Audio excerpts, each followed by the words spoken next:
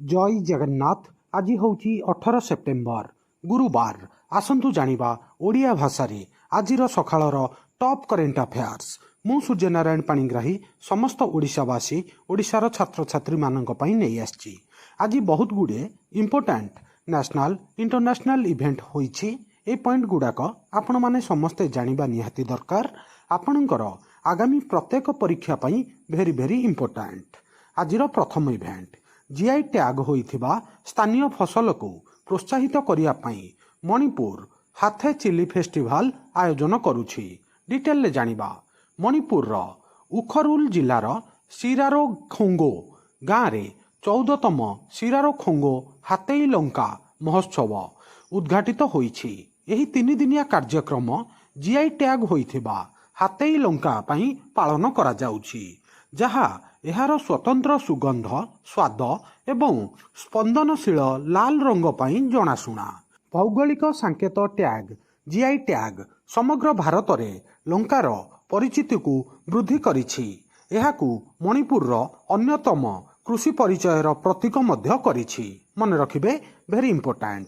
एटा आउ गोटे बड़ नेशनल इवेंट भारतर सर्वबृहत स्पोर्ट्स कॉम्प्लेक्स रो उद्घाटन कले अमित शाह। डिटेल ले जानिबा 16 सेप्टेम्बर 2025 रे केंद्र गृहमंत्री अमित शाह अहमदाबाद रो नारणपुर ठारे भारतर सर्वबृहत एवं सबुठारु प्रजुक्ति विद्या दृष्टि उन्नत क्रीड़ा कॉम्प्लेक्स रो उद्घाटन करथिले। एही उद्घाटन भारतर विश्वस्तरीय क्रीड़ा शक्तिशाली हवा यात्रा रे एक माइल खुंट, जहाँकि 2047 मसीहा सुधा भारत को एक श्रेष्ठ क्रीड़ा राष्ट्र करिया पई सरकारक दृष्टिकोण सहित समन्वय रखिछि। एटा आउ गोटे बड़ इंटरनेशनल इवेंट डियागो गार्सिया निकटरे भारत सैटेलाइट ट्रैकिंग स्टेशन प्रतिष्ठा करिबो। डिटेल ले जानिबा चागोस द्वीपपुंज रे अमेरिका यूके रो सामरिक घाटी अवस्थित डियागो गार्सिया निकटरे एक सैटेलाइट ट्रैकिंग एवं जोगाजोग स्टेशन प्रतिष्ठा करिया पई भारत एवं मॉरिशस एक ऐतिहासिक चुक्तिनामा स्वाक्षर करिसंती। चाइनार सामुद्रिक कार्यकलाप वृद्धि पाउथिबा मध्यरे एही पदक्षेप भारत महासागर अंचल रे आईओआर रे भारतर रणनैतिक उपस्थिति को वृद्धि करुछि। मॉरिशस रो प्रधानमंत्री नवीन चंद्र रामगुलाम को भारत ग्रस्त समय रे स्वाक्षरित एही चुक्तिनामा भारत को एहार सैटेलाइट एवं सुविधा व्यवहार करी जान उत्क्षेपण करिबा एवं तथ्य ट्रैक करिबा एवं ग्रहण करिया पई सक्षम करिथाय। मन रखिबे एटा आउ गोटे बड़ नेशनल इवेंट सांग माने अगस्त 2025 रे भारतर बेकारी हार ह्रास पाइछि। डिटेल ले जानिबा परिसंख्यान एवं कार्यक्रम कार्यान्वयन मंत्रालय MoSPI द्वारा प्रकाशित periodic labour force survey PLFS अनुजाई अगस्त 2025 रे भारतर निजुक्ति बाजार रे उत्साहजनक संकेत देखा जाइथिला। देशर सामग्रिक बेकारी हार 5.1% को ह्रास पाइछि। यह क्रमागत द्वितीय मासिक ह्रास जून मासरे 5.6% एवं जुलाई रे 5.2% रु ह्रास पाइछि। मन रखिबे भेरी इम्पोर्टाट। एटा आउ गोटे बड़ national sports event Rajat Patidar नेतृत्व रे 11 वर्ष पर सेंट्रल जोन दिलीप ट्रॉफी जीतिछि। डिटेल ले जानिबा बहुत बड़ स्पोर्ट्स इवेंट सेंट्रल जोन एक उच्च मानर फाइनल रे साउथ जोन को 6 विकेट रे परास्त करी 2025 दिलीप ट्रॉफी चैंपियन होइछि। Bengaluru BCCI centre of excellence रे अनुष्ठित एही मैच 2014-15 पर सेंट्रल जोन को प्रथम टाइटल देइथिला, जहा कि रजत पाटीदारंकर नेतृत्व रे 11 वर्षर प्रतिरक्षार अंत घटाइथिला। आउ गोटे बड़ पॉइंट मन रखिबे आईपीएल रे आरसीबी रो कैप्टेन मध्य होउछंती रजत पाटीदार। आउ 2025 आईपीएल रो चैंपियन होउची RCB royal challenge Bengaluru.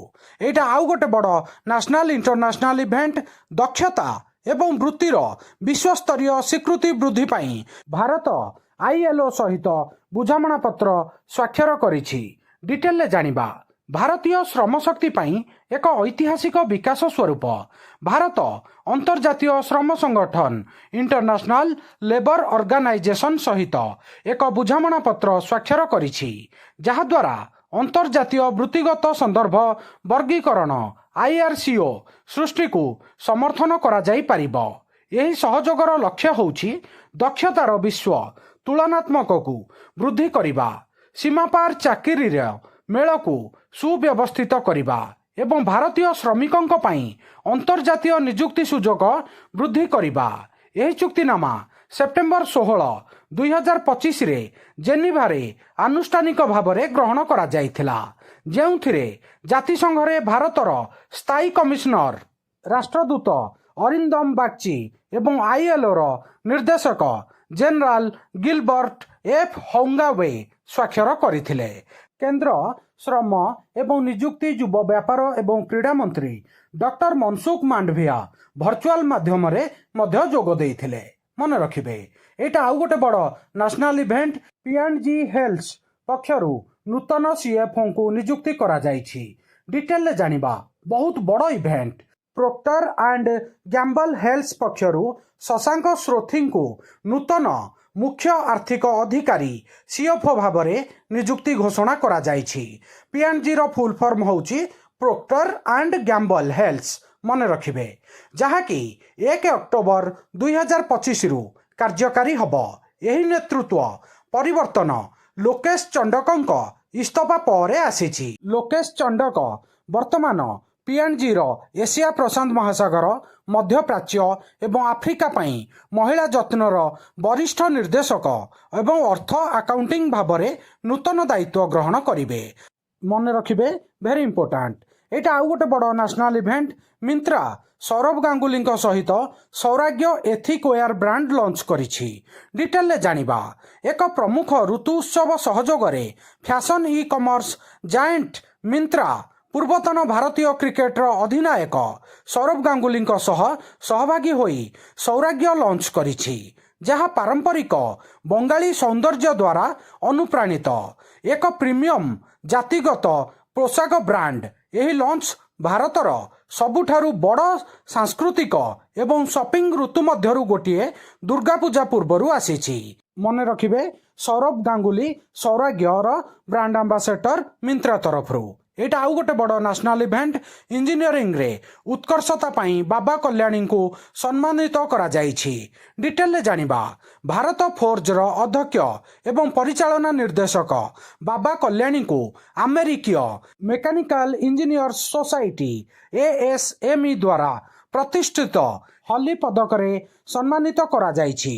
15 September 2025ରେ ପ୍ରଦାନ କରାଯାଇଥିବା ଏହି ପୁରସ୍କାର ତାଙ୍କର ଉତ୍କୃଷ୍ଟ ଇଞ୍ଜିନିୟରିଂର ନେତୃତ୍ୱକୁ ସ୍ୱୀକୃତି ଦିଏ, ଯାହା ବିଶେଷ କରି ବିଶ୍ୱ ଯୋଗାଣ ଶୃଙ୍ଖଳା ଚ୍ୟାଲେଞ୍ଜ ପରିପ୍ରେକ୍ଷୀରେ ଗୁରୁତ୍ୱପୂର୍ଣ୍ଣ ସାର୍ବଜନୀନ ଲାଭ ପ୍ରଦାନ କରିଛି।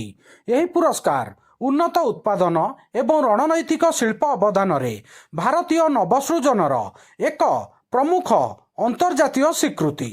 ସାଙ୍ଗମାନେ, ଆଜିର ସକାଳର ଟପ୍ କରେଣ୍ଟ ଆଫେୟାର୍ସ ଏଇଠି ସରିଲା।